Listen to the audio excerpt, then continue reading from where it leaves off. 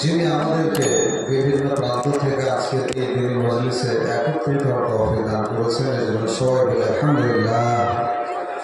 সংক্ষিপ্ত তার প্রশংসা করে বিশ্বনবী, যিনি অক্লান্ত মেহনতে বিশ্বজুড়ে সুশৃঙ্খল এক ইসলামের জীবন ব্যবস্থাকে বাস্তবে রূপ দান করেছেন, সেই মহান নেতা মুহাম্মদ রাসূলুল্লাহ সাল্লাল্লাহু আলাইহি ওয়াসাল্লামের উপর দরুদ ও শান্তির ধারা বর্ষিত হোক। আল্লাহুম্মা আমিন, আল্লাহুম্মা সাল্লি আলাইহি। ভাই, আজকে আমরা এমন একটা মাদ্রাসার জালসা এসেছি যে মাদ্রাসাটার এখনো কাজ বাকি আছে, এখনো পঠন পাঠন শুরু হয়। আলহামদুলিল্লাহ, এই মাদ্রাসার আগ্রহ আপনাদের দাম ধরে বুঝতে পারছি যে আপনাদের অনেক ভালো আগ্রহ আছে এবং এটি একটি মহিলা মাদ্রাসা। আজকে সেই সংক্রান্ত বিষয়ে কিছু কথা আমি বলবো। সারা বিশ্ব জুড়ে মহিলাদের এক করুণ চিত্র। যুগে যুগে কালে কালে নারীদেরকে নিয়ে নাচানো হয়েছে, গান করা হয়েছে, উলঙ্গ করা হয়েছে এবং পুরুষ শাসিত সমাজ মহিলাদেরকে লম্পটের মতো শুরু ব্যবহার করেছে এবং মহিলাদের উপর অকথ্য নির্যাতনের শিকার সারা পৃথিবী জুড়ে মহিলারা কোথাও নিরাপদ নেই। অথচ যে সমস্ত অসামাজিক ব্যক্তি, তাদের হাতে মিডিয়া, তাদের হাতে প্রচার যন্ত্র, তাদের হাতে রাষ্ট্রীয় ক্ষমতা, তাদের হাতে প্রশাসনিক ক্ষমতা, যার কারণে মহিলাদেরকে বেরোনো করা নির্লজ্জ বেহায়া লাইনে আরো বেশি তাদেরকে পরিচালনা করা হচ্ছে। আজকে শুধু পশ্চিমবঙ্গের, শুধু কলকাতায় 14,000 বেশ্যাখানা, যার 60% মুসলমানদের মেয়ে আছে। সারা পশ্চিমবঙ্গে লক্ষ লক্ষ দেহ ব্যবসায়ী, যার 40%-এর উপর মুসলমানদের মহিলা, যারা বেশ্যাবৃত্তি করে। আজকের গ্রামে গঞ্জে বেহায়া নির্লজ্জের মতো স্বনির্ভর দল, ব্যাংকের, বন্ধন ব্যাংকের ঋণ, এইভাবে তারা গ্রুপ তৈরি করে গ্রুপ নিয়ে মহিলাদের যে যাচ্ছে যাচ্ছে স্বেচ্ছাচারিত হচ্ছে। কদিন আগের খবর, আইনাদিসের ঘরে 3 ছেলের মা একটা বাউরির সঙ্গে সে পালিয়ে যায়, শুধুমাত্র ওই বন্ধন ব্যাংকের মাসিক কিস্তি দেওয়াতে তার সঙ্গে সম্পর্ক হয়ে 3 ছেলের মা বাচ্চা ফেলে, স্বামী ফেলে, একটি অবৈধ সম্পর্ক করে তার সঙ্গে পালিয়ে যাচ্ছে। এটি আমাদের মুসলিম শরীফে একটি হাদিস আছে, উম্মে আতিয়া থেকে, আমাদের নবী সাল্লাল্লাহু আলাইহি ওয়াসাল্লাম, আল্লাহ রাসূল আমাদেরকে নির্দেশ দিয়েছেন যে আমরা যেন মুসলমানদের জমাতে হাজির হই, ঈদে, জুম্মাতে, কুরবায়। অথচ কৌশল করে অন্যান্য মাযহাবে অনেক ভাই আছে যারা জুম্মাতে, মসজিদে, ঈদগাহে যাওয়াতে কড়াভাবে নিষেধ করে। অথচ এই মাহমুদের শিক্ষার ব্যাপারে একাধিক সহিহ হাদিস আছে যে মহিলারা শিখবে। মহিলাদের মধ্যে অনেক ব্যক্তি ছিলেন, যেমন আল্লাহ রাসূল সাল্লাল্লাহু আলাইহি ওয়াসাল্লাম উম্মে সালমা, হযরত আয়েশা সিদ্দিকা রাদিয়াল্লাহু আনহা, তিনি তার কাছে একাধিক মানুষ ফতোয়া করেন। এমনকি আবু মুসা আশআরী রাদিয়াল্লাহু আনহু থেকে একটা হাদিস আছে তিরমিজিতে, যে যখন কোনো সমস্যা হতো আমরা হযরত আয়েশা সিদ্দিকার কাছে যেতাম এবং তিনি ফতোয়া দিতেন আর আমাদের সমস্যাটা সেখানে নিরসন হতো। তার মানে মহিলাদের শিক্ষার ব্যাপারটা একাধিক। তার মানে খালিদ মুসলমান মহিলারা মুসলমান না, তাহলে এই সমস্ত মহিলাদের বিদ্যার শিক্ষায় না আনার কারণে আজকে মহিলারা একাধিক পেশার জায়গায়, বেহায় নির্লজ্জের জায়গায়, সুদী কারবার, একাধিক চরিত্রে এই সমস্ত মহিলাদেরকে দেখা যায়। মনে রাখবেন, একজন মহিলা যদি শিক্ষিত হয়, 3 রকমের পুরুষকে সে জান্নাতে নিয়ে যাবে। তার সন্তান সন্ততিকে সে জান্নাতে নিয়ে যাবে, তার স্বামীকে জান্নাতে নিয়ে যাবে, স্বামী ভাই নিজের ভাইদেরকে জান্নাতে নিয়ে যাবে এবং তার শ্বশুর বা বাপ, এই 3 কোয়ালিটির মাঝে সে দাওয়াতের কাজ করবে যদি একজন মহিলা ভালো শিক্ষায় সে শিক্ষিত হতে পারে। আজকে এই সমস্ত মহিলাদেরকে বোকা বানানো হয়েছে মিডিয়ার মাধ্যমে। ইসলাম একটা সেকেলে এমন একটি পুরাতন ধর্ম যেখানে কালো কাপড় দিয়ে আবরণ করে তাকে বাড়ির মধ্যে ঢুকিয়ে রাখা হয়। মহিলাদের কোনো স্বাধীনতা নেই। এই স্বেচ্ছাচারিতার যারা চিন্তা ভাবনা, যারা সমাজের লম্পট এবং চরমতম গর্হিত নোংরা, তারা এই সমস্ত বাজে প্রচার সমাজের বুকে করে যে এই সমস্ত ধর্মের নামে মানুষের মহিলাদেরকে তারা সীমাবদ্ধ রাখার চেষ্টা করে। কিন্তু যারা মহিলাদের অবাধ স্বাধীনতার জন্য আন্দোলন করে, আজকে চিত্র যদি আপনাদের সামনে তুলে ধরি, 2-1টা শুধু মিশন দেব। সারা পৃথিবী জুড়ে মুসলমানদের এই করুণ চিত্র। কিছুদিন আগে একটা স্কুলে মাত্র ক্লাস 6 থেকে নিয়ে 9 পর্যন্ত 1700 মহিলার পেট থেকে, 1700 স্কুল ছাত্রীর পেট থেকে অ্যাবর্শন করে তাদের বাচ্চাকে নামানো হয়। অপ্রাপ্ত, অপরিণত, এই 2 মাস, 3 মাস, 4 মাসে তাদের বাচ্চাগুলোকে পেট কেটে নামানো হয়। আপনি চিন্তা করতে পারছেন? একটি রিপোর্টে দেখা যাচ্ছে শুধু আমেরিকায় 1,90,00,000 শুধু মুসলিম, 1,90,00,000 মেয়েদের সঙ্গে তাদের এই যৌনাচার, এমনভাবে তাদের সঙ্গে যৌন নিপীড়ন, নির্যাতনের তারা শিকার হয়েছে এবং অনেক ক্ষেত্রে সেগুলো তারা বলতে পারে না। আপনি জানেন, সারা পৃথিবীর সবচেয়ে বেশি সৈন্য হচ্ছে আমেরিকায় এবং তাদের প্রশাসনিক ক্ষমতা এত বেশি যা অকল্পনীয়। কিন্তু এই আমেরিকান সৈন্যদের মাঝে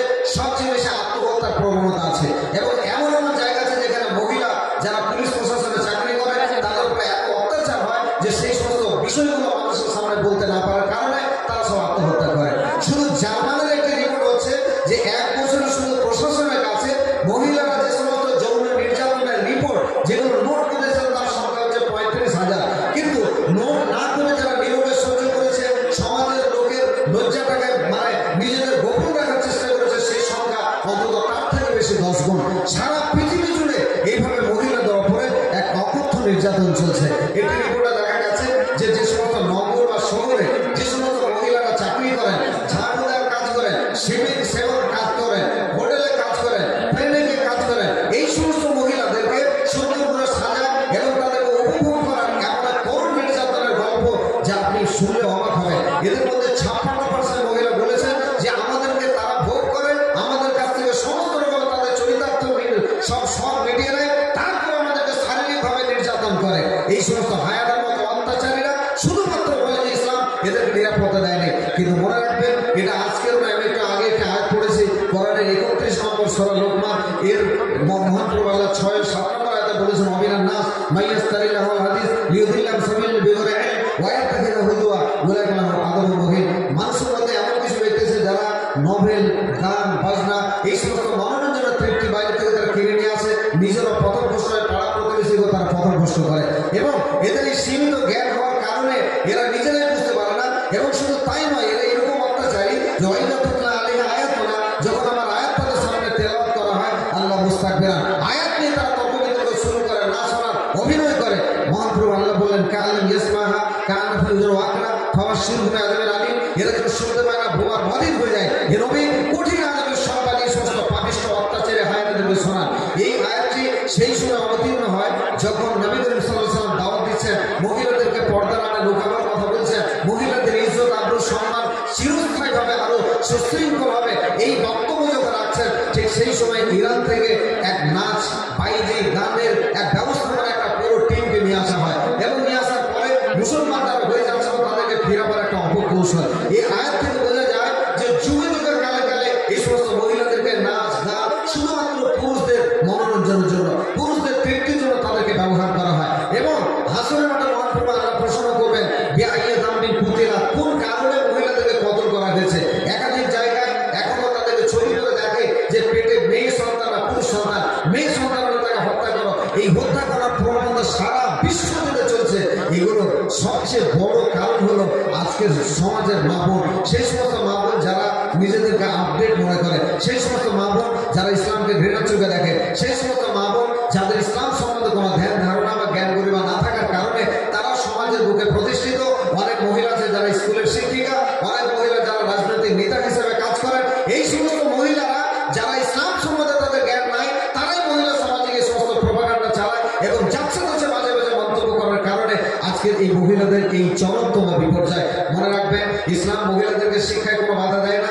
একজন মুসলিম IPS, engineer, doctor, professor, lecturer হতে পারে।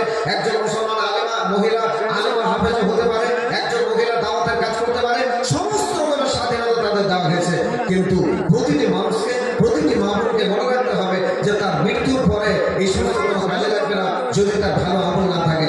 তার মৃত্যুর সময় কোনো রাজনীতির পার্টি, কোনো রাজনৈতিক আদর্শ, কোনো রাজনৈতিক চিন্তাভাবনা কিংবা তার লাইফে কোটি কোটি টাকা উপার্জিত সম্পদ তার কোনো কাজে লাগবে না। মৃত্যুর সময় কেউ আসবে না যারা তাকে সুপারিশ করবে, যারা তাকে সহযোগিতা করবে, যারা তাকে কেউ দালালি করবে, এমন কোনো জায়গা নাই। অতএব প্রত্যেকটি মানুষ প্রতি মুহূর্তে সে মৃত্যুর দিকে এগিয়ে যাচ্ছে। মৃত্যুর পর যে সম্পদ, যে জায়গায়, যেখানে সে বাঁচবে তার পাথেও সংগ্রহ করা হলো আমাদের কাজ। মহাপ্রভু আল্লাহ বলেছেন, আল্লাযী খালাকাল মাউতা ওয়াল হায়াতা লিয়াবলুয়াকুম আইয়ুকুম আহসানু আমালা। সেই মহান আল্লাহ যিনি মানুষের একটা লম্বা জীবন দান করেছেন এবং তিনি দেখবেন যার শুরুতে জন্ম এবং তার শেষে মৃত্যু, তিনি দেখতে চান যে কে কত ভালো কাজ করেছে। আজকে একজন মহিলা যদি কনভেনশন, একজন মহিলা যদি দিনদার আল্লাহওয়ালা হন, তাহলে দেখবেন সে তার পাড়া প্রতিবেশী মহল্লাদেরকে দিনদার বানাবে। বড় দুর্ভাগ্যের সঙ্গে এটা বলতে হয়, এখন সবে বরাতের মাস চলছে। এই মাসে অনেক আইলেন্সের বাড়িতে আমাদের প্রতিবেশী হানাফি ভাই, বেরেলি, দেওমান বা অন্যান্যদের যে সমস্ত মেয়েদেরকে আমরা নিয়ে আসি, শেষ পর্যন্ত আমরা নিজেরাই বেদাতি হয়ে যাই।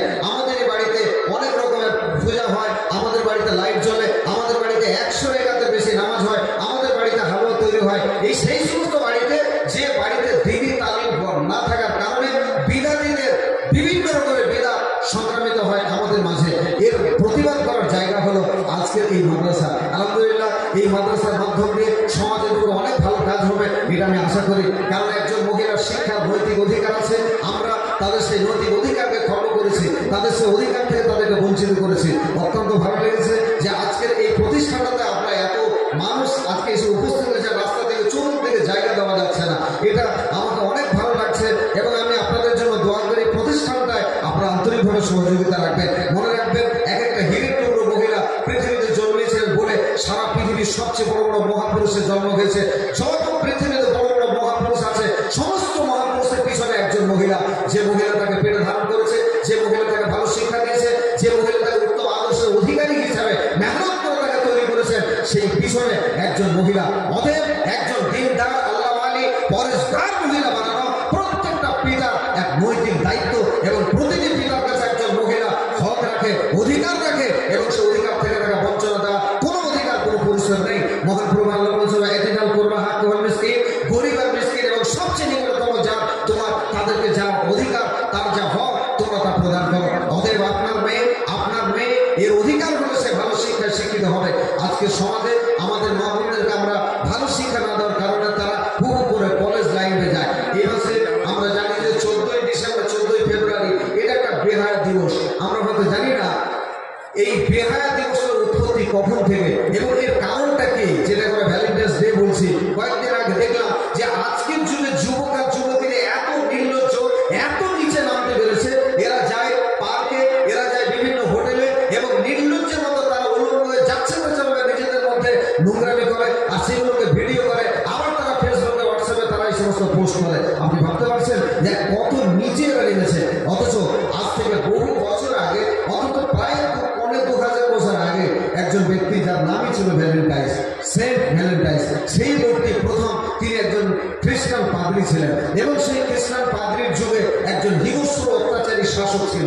সেই শাসক দেখলো যে সমস্ত সৈন্য অবিবাহিত তাদের শরীরের ক্ষমতা বেশি, এই চিন্তা ভাবনা করে তিনি সমস্ত এলাকায় বিবাহ বন্ধ করে দিলেন। আর বিবাহ বন্ধ করে দেওয়ার পর বললেন যে তোমরা যাকে ইচ্ছা সম্ভব করো, তোমরা নারী নিয়ে তোমরা ফুর্তি করো, আনন্দ করো, কিন্তু তোমরা বিয়ে বন্ধ করো, বিয়ে করার কোনো দরকার নেই। এই ধরনের একটা প্রচারের জন্য সেন্ট এবারে অত্যন্ত দুঃখিত হলেন। মিস্টার সেন্ট দুঃখিত হওয়ার পরে তিনি এলাকায় গ্রামে গ্রামে গিয়ে প্রচার শুরু করলেন যে তোমরা বিয়ে করো, কারণ বিবাহ করলে দুজনের মধ্যে একটা ভালো সম্পর্ক হয়, তার মাঝে বাচ্চা কাচ্চা আসে, তার মধ্যে তোমার একটা অনাবিল সংসার শান্তির ধারা ভালো প্রবাহিত হবে এবং তোমরা বিভিন্ন রোগ জ্বালা থেকে হেফাজত হবে। অতএব তোমরা বিয়ে করো। এই জন্য ব্যাপকভাবে প্রচার শুরু করলেন যে তোমরা রোগ জ্বালা থেকে দূর হবে। অতএব তোমরা একটা মেয়ের সঙ্গে সম্পর্ক করো, বহু মহিলাদের সঙ্গে তোমরা গমন করবে না। এটা কোনোভাবে নিষেধ যখন প্রচার করলেন, দেশের সরকার তাকে গ্রেফতার করে। গ্রেফতার করার পরে জেলে যখন যান, জেলের কারারক্ষীর একটি সুন্দর মেয়ে ছিল, সুন্দরী একটা মেয়ে, তার সঙ্গে হয়ে যায় তার সম্পর্ক এবং তার সঙ্গে সম্পর্ক হওয়ার পর হয়তো তার সঙ্গে বিয়ে করার ইচ্ছা, কিন্তু এমন সময় দেশের ফরমান জারি হলো তাকে ফাঁসি দেওয়া হবে। ফাঁসির কাস্টে ঝোলার আগে তিনি একটা পত্র লিখেছিলেন, চির বিদায়ের পত্র। এই পত্রের নিচে লিখেছিলেন ইতি শেষ করলে ফ্রম ইয়ার ভ্যালেন্টাইন্স।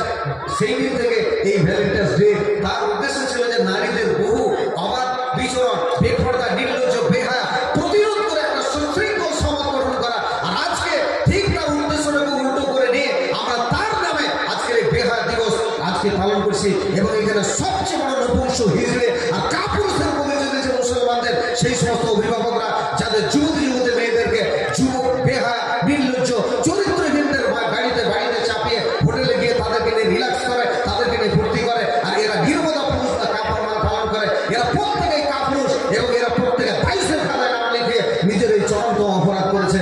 যাই হোক, আজকের বড় দুর্ভাগ্যের পরও আমি বলি এমন কিছু ভালো মহিলা, এমন কিছু দিনদার আল্লাহওয়ালী মহিলা এখনো আছে যারা দিনের এত ভালো দাওয়াত দেয়, যে দাওয়াতের পরিপ্রেক্ষিতে বহু মানুষের পরিবর্তন হয়েছে। কয়েকদিন আগে দেখলাম একটি ফেসবুকে, কয়েকদিন আগে একজন মহিলা যার চেহারা দেখে, শুধুমাত্র চোখ তুলে দেখে কোন একজন যুবক পাগল তাকে বিয়ে করবে, তার সঙ্গে খারাপ কাজ করবে, তার সঙ্গে বন্ধুতালি করবে, রিলেশন করবে, এইরকম একটা প্রস্তাব। এই প্রস্তাবের ভিত্তিতে সে মহিলা লিখেছে যে আচ্ছা আপনি আমার সঙ্গে এই ধরনের ব্যবহার করেন কেন? আমি ফেসবুকে এসেছি কিছু ইসলাম প্রচার করার জন্য, আমি ফেসবুকে এসেছি কিছু ভালো জিনিস জানবার জন্য, আমি ফেসবুকে এসেছি যে আজকের ফেসবুকে বেহায়া, নির্লজ্জ, খারাপ যেমন প্রচার হয় তার এগেনস্টে একটা ভালো মিডিয়া তৈরি করে সঠিক জিনিসকে প্রচারের জন্য। কিন্তু আপনি একজন মুসলিম যুবক আর আমি একজন মুসলিম যুবতী মহিলা। আচ্ছা বলেন তো যে আজকে আপনার মতো একজন যুবক আজ থেকে 15 বছর আগে একবার ফিরে যান, যে সমস্ত যুবকরা তাদের বুকের তাজা রক্ত দিয়ে ইসলামকে ধুয়ে মুছে আমাদের হাতে সমর্পণ করেছিলেন, যে সমস্ত যুবকরা তারা তাদের বিবিদেরকে বিধবা করে তাদের মানুষদেরকে ইয়াতিম করে ইসলামের জন্য তারা প্রাণ দিয়েছিলেন। তারা এক রকমের যুবক ছিল। আর আজকের আপনি একজন যুবক, যে সমস্ত যুবকরা লম্পট চরিত্রহীন অভিশপ্ত হয়েছে, কারণ সরকার ফেরার নবীদের মতো যারা অর্থলোভী এবং তারা নারী লোভী, তারা যেভাবে নিজেরা চরমতম বিপর্যয় এবং অভিশাপ দিয়ে গেছে, আপনি সেরকম একজন অভিশপ্ত। আপনার জন্য একটি মাত্র মহিলার সঙ্গে রিল্যাক্স ভাবে করা যায়, যার সঙ্গে আপনার বৈবাহিক সূত্রে আবদ্ধ হবে, যাকে আপনি বিবাহ করে স্ত্রীরূপে গ্রহণ করবেন। বাকি সারা পৃথিবীর মহিলা হয় আপনার বোনের মতো, না হলে আপনার মেয়ের মতো, না হলে আপনার মায়ের মতো। আপনি আমার স্বামী আছে, অথচ আপনি আমার কাছে খারাপ এমন একটা জিনিস চেয়েছেন যেটা হাসরের মাঠে চরমতম দোষী সাব্যস্ত হবে। এই অধিকার আপনাকে কে দিয়েছে? এমন ভাবে তিনি পোস্ট করেছেন, এই পোস্টের পরিপ্রেক্ষিতে সেই ছেলেটি পরে ক্ষমা চেয়ে সে আবার ঘুরিয়ে পরেশগার 5 ওয়াক্তের নামাজি হয়ে শেষ পর্যন্ত দাড়িওয়ালা নামাজি সেও দিনের দাওয়াতের সঙ্গে ইনভলভ হয়েছে। এরকম অনেক মহিলা আছে যারা দাওয়াতের কাজের সঙ্গে থাকে। অতএব এই দাওয়াতের একটা সুশৃঙ্খল প্ল্যাটফর্ম এর মাধ্যম হলে মাদ্রাসা থেকে দাওয়াত দেওয়া হবে। কিন্তু বড় দুর্ভাগ্য এই যে আজকে বহু মাদ্রাসাতে এমন হয় যে শুধুমাত্র কোরআন আর হাদিসের আমরা সেকেন্ড একটা 200 বছরের পুরাতন সিলেবাসকে ফলো করি, এবং আজকের এই আধুনিক চিন্তা ভাবনা তার সঙ্গে রাখতে হবে। কারণ ইসলাম আধুনিককে বাদ দিয়ে নয়। মনে রাখবেন, যখন কোরআন অবতীর্ণ হচ্ছে সেই সময়ে আবু জাহেল, সেই সময় আবু সুফিয়ান, সেই সময় আবু লাহাব, যাদের নাম যাদের ইঙ্গিত করা হয়েছে তাব্বাত ইয়াদা আবি লাহাব, ধ্বংস হোক আবু লাহাবের হাত দুটি। আজকে যদি কোরআন অবতীর্ণ হতো, মিস্টার বুশের নাম থাকতো, মিস্টার নরেন্দ্র মোদীর নাম থাকতো, এই ধরনের পৃথিবীতে যারা আছে আজকের যুগে যারা চলমান, অতএব কোরআন রানিং অবস্থায় চিরকালে সর্বযুগে সর্বস্তরের মানুষের জন্য। সেজন্য কোরআন কখনো বিজ্ঞানকে বাদ দিয়ে নয়, কোরআন কখনো সায়েন্সকে বাদ দিয়ে নয়, কোরআন কখনো আজকের যুগের জন্য, একেবারে কোরআন প্রতিদিনের জন্য একটি আপডেট। সেই জন্য আমাদের উচিত যে কোরআন বহুমুখী একটি আদর্শ। কোরআন আল্লাহ বলেছেন, ওয়ালা ইয়াতুনা বিমাসালিন ইল্লা জিনাকা বিল হক ওয়া সানা তাফসীর নবী। এরা যত রকম প্রশ্ন আর সমস্যা এনেছে প্রত্যেকটি প্রশ্নের জবাব আমি বলে দিয়েছি। সেজন্য আজকের মাদ্রাসায় আইপিএস হবে, ইঞ্জিনিয়ার হবে, ডাক্তার হবে, প্রফেসর হবে, লেকচার হবে, তার সঙ্গে তারা দিনদার হবে। আমি যে চশমা পরে আছি, এই চশমার মধ্যে কাঁচ, এই লাইটগুলোর যে কাঁচ, এই কাঁচের যিনি জন্ম দিয়েছেন তিনি একজন আলেম, যার নাম মোহাম্মদ হাসান। আজকে আমরা যে জায়গায় বসে আছি, এর পিআই বা প্লট ইনফরমেশন বিশ্বের প্রথম মানচিত্র যিনি তৈরি করেছেন তিনি একজন আলেম। ডাক্তারের বিষয়ে অপারেশনের যন্ত্রের নাম সার্জিক্যাল, এই সার্জিক্যালের 40 রকম যন্ত্র যিনি তৈরি করেছেন তিনি একজন আলেম। তারা আলেমরা অনেক কিছু পেরেছে, কিন্তু আজকের আলেম একটা কলমের নিক তৈরি করতে পারে না। কেন?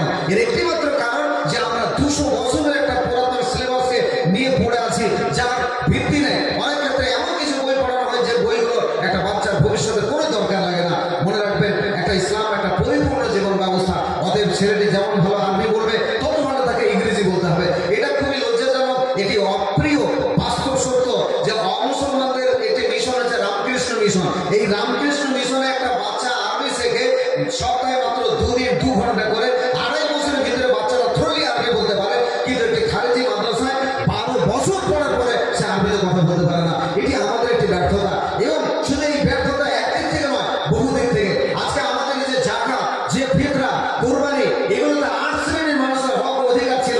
কোরআন মাজিদের 9 নম্বর সূরা এর 7 নম্বর আয়াতে মহাপ্রভু আল্লাহ 8 শ্রেণীর মানুষের অধিকার বলা গেছে। তার মধ্যে অমুসলমানদের জন্য একটা হক আছে, মাগলাতুল কুলুব, যাদের অমুসলমানদের দিলকে ইসলামের দিকে ইন্টারেস্টেড করার জন্য তাদের 8 ভাগের 1 ভাগ, 8 লক্ষের 1 লক্ষ, 8 কোটির 1 কোটি টাকা তাদের হক অধিকার ছিল। তাদেরকে বই পুস্তক দেওয়া, তাদের দরজায় যাওয়া, তাদেরকে দাওয়াত দেওয়া। কারণ দাওয়াত দেওয়া একেবারে অপরিহার্য ফরজ। মনে রাখবেন, দিন শিখবে নিজের প্রয়োজন মতো, এটা সবার জন্য ফরজ। কিন্তু তালিম দেওয়া, ফতোয়া ফারাজ করা সবারই দায়িত্ব নয়। সবাইকে বড় বড় আলেম তৈরি হতে হবে এমনটা নয়, কিন্তু দাওয়াত দেওয়া প্রত্যেকটা মানুষের জন্য ফরজ। কতটা ফরজ? একটা মানুষ যদি একটা মাত্র আয়াত জানে, তাহলে একটা আয়াতই তাকে অন্য মানুষের কাছে পৌঁছে দিতে হবে। বাল্লিগু ওয়ালাউ আয়াত, একটা মাত্র আয়াত জানা থাকলে সেটা তাকে পৌঁছে দিতে হবে। কিন্তু আজকে আমরা দাওয়াতের মাদ্রাসায় কোনো প্রশিক্ষণের বই রাখিনি। ছাত্ররা কেমন করে দাওয়াত দেবে, অমুসলমানদের কেমন করে দাওয়াত দেবে, কলফিল, বায়ের, মুচি, ডুম, আদিবাসী, সাঁওতাল, ছোট জাতের হিন্দুদের কিভাবে দাওয়াত দেবে, উচ্চবর্ণের চ্যাটার্জি, মুখার্জি, ব্যানার্জি, তাদের কিভাবে দাওয়াত দেবে। আজকে যে সমস্ত মুসলমানদের উচ্চশিক্ষায় শিক্ষিত IPS, engineer, professor, lecturer, doctor, যাদের 90% লোক বেঈমান, যারা নামাজ পড়ে না, রোজা করে না, হজ করে না, যাকাত দেয় না, অথচ তাদের কাছে প্রশাসনের ক্ষমতা আছে, কোটি কোটি টাকা তাদের ফান্ডে আছে, কিন্তু তারা আসলে নামাজ পড়ে না। তাদের কোন ভাষায় দাওয়াত দেওয়া হবে? আজকের মাদ্রাসায় সেই বিষয়ের উপরে তালিম দেওয়া হয় না। আমরা শুধুমাত্র মুসলমানদের এই জাকাতটাকে শুধু মাদ্রাসায় সংগ্রহ করার চেষ্টা করি, কিন্তু মনে রাখতে হবে এই জাকাতে হিন্দু, জৈন, ব্রাহ্মণ, খ্রিস্টান সকলের হক অধিকার ছিল দাওয়াতের ক্ষেত্রে। আল্লাহ ওদেরকে ভালোবাসেন, সেজন্য ওদের জমি জায়গা বাড়ি ঘর বিল্ডিং সব কিছু আল্লাহ দান করেছেন। তাদের আল্লাহ চাইলে সমস্ত কিছু কেড়ে নিতেন। আল্লাহ আমাদেরকে ভালোবাসে এবং আল্লাহ ভালোবাসে এই জন্য যে তোমরা তাদের কাছে নিজেদের প্রাধান্য পাবে, তোমরা জান্নাত যাবে, তাদেরকে দাওয়াত দাও। যদি আমরা দাওয়াতের কাজ বন্ধ করে দিই, যদি তাদের এই সমস্ত তাহলে আল্লাহ ওয়াদা করেছে যে তোমাদের উপরে জিল্লাত কাফির আর মুশরিক তোমাদের মাথার উপরে চাপিয়ে দেওয়া হবে। এটা আল্লাহর ওয়াদা। আল্লাহ এক জায়গায় বলেছে ওয়াদাল্লাহ লা ইউখলিফু ওয়াদাহু ওয়ালাকিন্না আকসারান নাস লা ইয়ালামুন। তিনি অঙ্গীকার করেন তা কখনো ভঙ্গ হয় না, কিন্তু অধিকাংশ মানুষ আল্লাহর ওয়াদা সম্বন্ধে কনসাস নয়, সজাগ নয়। আল্লাহর ওয়াদা কি? আল্লাহ বলেছে ইল্লা তানফিরু ইউআযিবুকুম আযাবান আলীমা। যদি দাওয়াতের জন্য বার না হও, শক্ত আযাব তোমাকে দেওয়া হবে। কিরকম আযাব? ইয়াসতাবদিল কওমান গায়রাকুম ওয়া তাযিলু শাইআ। তোমার মতো জাতির কোনো দরকার নাই, তোমাদের চেঞ্জ করে পরিবর্তন করে অন্য একটা জাতি নিয়ে আসা হবে। কাফির মুশরিককে তোমাদের মাথার উপরে চাপিয়ে দেবো, যারা তোমাদের বাড়ি ঘর দাম দাম করে আগুন জ্বালাবে, যারা তোমাদের পর্দার মহিলাদেরকে রাস্তা নিয়ে বলাৎকার করবে, পর্দার রাস্তা থেকে তারা বার করবে। আজকে তারা সফল। আমাদের মা বোনদেরকে স্বনির্ভরের নামে, গ্রুপিং নামে, চক্রধারে ঋণের নামে এবং তারা বিভিন্নভাবে আজকে পর্দার আড়ে মা বোনদেরকে বার করেছে। কয়েকদিন আগে দেখলাম মালদা একটা জলসা করতে গিয়ে আমার আগে একজন মহিলা বক্তব্য রাখছে, মুসলিম মহিলা, সে পঞ্চায়েতের প্রধান। এমন ভাবে তার বুক খোলা, পেট খোলা, নাভি দেখা যাচ্ছে। এরকম একটা বিহায় নির্লজ্জ মেয়েকে এত বড় বড় আলেম ওলামা শুধু পঞ্চায়েতে হয়তো 10-20 হাজার চাঁদা দেবে, এই জন্য মেয়েকে নিয়ে এসে মঞ্চে দাঁড় করিয়ে দিস। এবং তার বক্তব্য শোনেন, হ্যালো, আমি হচ্ছে একজন আপনাদের মা, মায়ের জাত, মায়ের জাত, মায়ের পায়ের নিচে যাও না, এ হলো তার বক্তব্য। তা আমি তো অবাক। সেদিনে বলেছি, আচ্ছা বোন আপনি খানিকক্ষণ বসেন, আমার কিছু কথা আছে, আমার কথা কিছু আছে, একটু বসেন। আপনি মঞ্চে বললেন যে আপনি মায়ের জাত,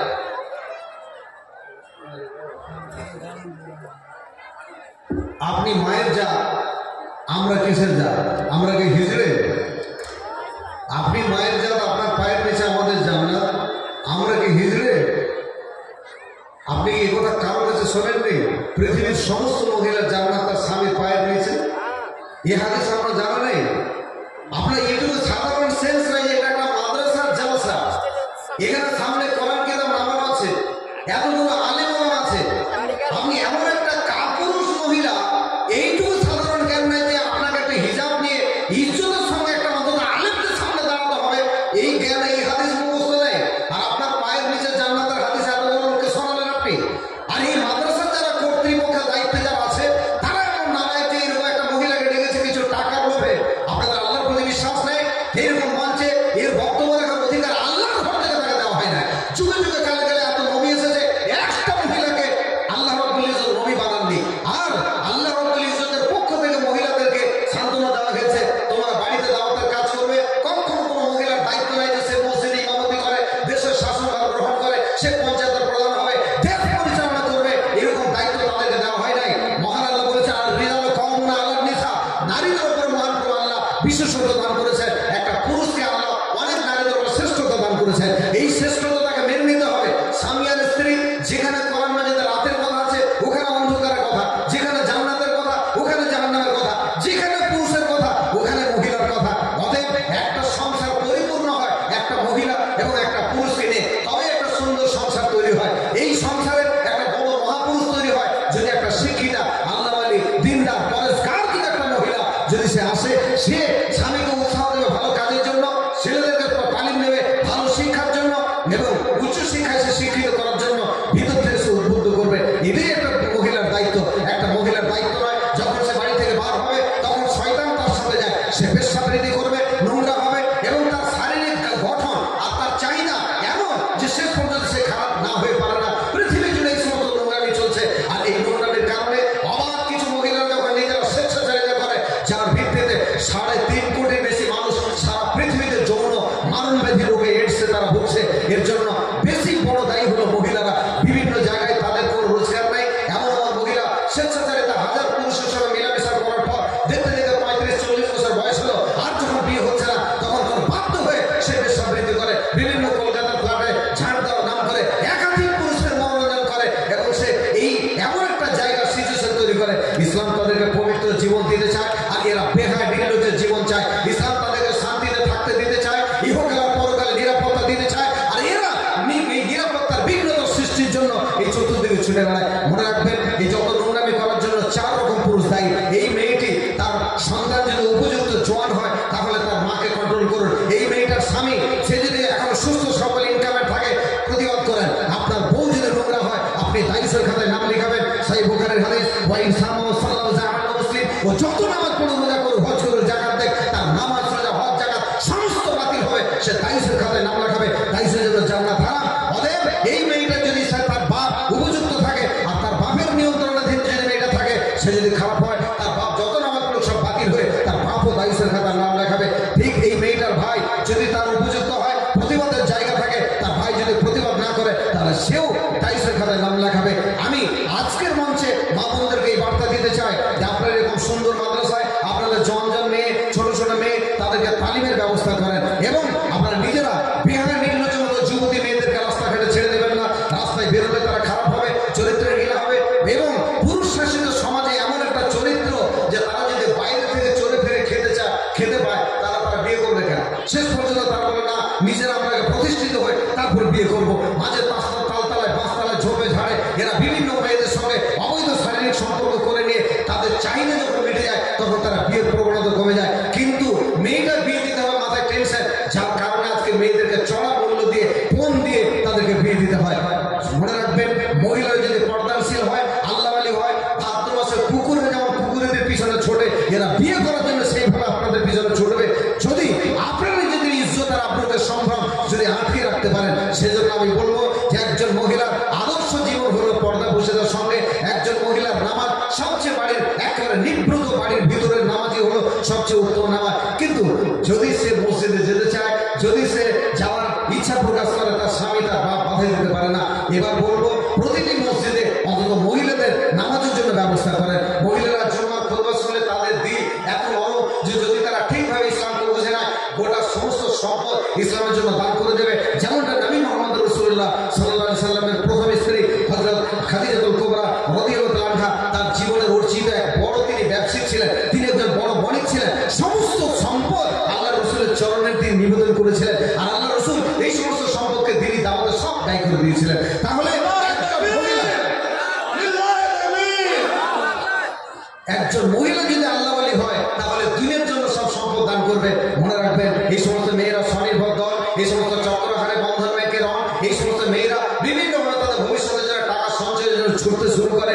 যদি এরা আল্লাহওয়ালি হয়, দিনদার হয়, তাহলে এদের ভয়ের কোনো কারণ থাকে না। কয়েকদিন আগে ফেসবুকে এক ভাই একটা পুরাতন ঘটনাকে তিনি একটা রিপ্লে করেছেন, খুব ভালো লাগলো। এটা রুমির একটা উক্তি যে একটা এলাকায় চতুর্দিকে শুধু এমন অবস্থা যে দুর্ভিক্ষে মানুষের খাবার নেই, হাহাকার, চতুর্দিকে ক্ষুধার্ত অবস্থায় মানুষ চিৎকার করে লাফিয়ে দৌড়ে বেড়াচ্ছে। এমন সময় একজন ব্যক্তি দেখলো গান করে করে ঘুরছে, বলে এই যে তুমি এত গান করছো কেন? সবারই এত আনন্দ, এ দুঃখ কান্নাকাটি করছে, তুমি এত গান গাইছো, এত আনন্দ, এত ফুর্তিতে আছো কেন? সে জবাব দিল যে আমার মালিক খুবই চালাক এবং আমার মালিক খুবই বিশ্বস্ত ভালো মানুষ, আমার মালিক অত্যন্ত ভদ্র মানুষ এবং আমার মালিক আগেই জানতো, এজন্য তিনি এত সম্পদ স্টক করে রেখেছেন যে 10 বছর যদি বৃষ্টি না হয়, 10 বছর যদি অনাবৃষ্টি হয়, তবুও আমার মালিকের কোনো অসুবিধা নেই। আর আমি আমার মালিকের এত বিশ্বাস করে ভালোবাসি, মালিক আমি জানি আমাকে জীবনে কোনোদিন টেনে দেবে না। আমি মালিকের কাছে আছি, অতএব আমার ভয়ের কি কারণ থাকতে পারে? তোমরা ভুগতেই পারো, তোমরা অপরাধী হতে পারো, কিন্তু আমার মালিক আমাকে টেনে দেবে না। ঠিক তেমনি আমার মালিক মহান স্রষ্টা আল্লাহ রাব্বুল ইজ্জত, যার হাতে ধনভাণ্ডার, যার হাতে আসমান জমিনের মালিক, সারা পৃথিবী যিনি কন্ট্রোল করেন, সেই মালিকের যদি আপনি একজন বিশ্বস্ত বৃত্ত হয়ে যান, তার যদি আপনি একজন বান্দা হয়ে যান, তার ইবাদত যদি মশগুল করেন, রুজির মালিক নরেন্দ্র মোদী নয়, রুজির মালিক মিস্টার বুশ নয়, রুজির মালিক সিপিএম কংগ্রেস বিজেপি নয়, রুজির মালিক Gandhi Mohammad Hitler Karl Marx Lenin অ্যাঞ্জেলের মতো কোনো আদর্শ নয়। রুজির মালিক মহান স্রষ্টা আল্লাহ রাব্বুল ইজ্জত, তিনি চাইলে আপনাকে একেবারে বেহিসাব রুজি দিতে পারেন। আল্লাহ বলছে ওয়া ইজ্জু মান তাশা ওয়া তুযিল্লু মান তাশা, আল্লাহ যাকে চান বেহিসাব তাকে ইজ্জত দেন আর যাকে চান বিভিন্নভাবে তাকে লজ্জিত করেন, অপমানিত করেন। মানুষের সামনে দাঁড়িয়ে তুতিল মুলকা মান তাশা ওয়া তানজিলুল মুলকা মিম্মান তাশা, আল্লাহ যাকে চাইবেন সারা দেশের ধনভাণ্ডার, সারা দেশের রাজত্ব কারো হাতে দেবেন আর যাকে চাইবেন সবকিছু করবেন, কেড়ে নেবেন, প্রত্যাহার করবেন, এটা আল্লাহ যাকে চাইবেন। অতএব সেই মহান আল্লাহ রাব্বুল ইজ্জতের একটা পূর্ণাঙ্গ জীবন ব্যবস্থা, আজকে সেই জীবন ব্যবস্থা মুসলমানদের 80% লোক জানে না, যার কারণে মুসলমানদের মধ্যে 80% লোক নামাজ পড়ে না। আর যে 20% লোক নামাজ পড়ে, এদের মধ্যে আবার 90% নামাজ জানে না, রোজা জানে না, দোয়া জানে না, কিছু জানে না। তো আমাকে মতো কি কি গিড় গিড় করে বলে আর না হলে অপরাধ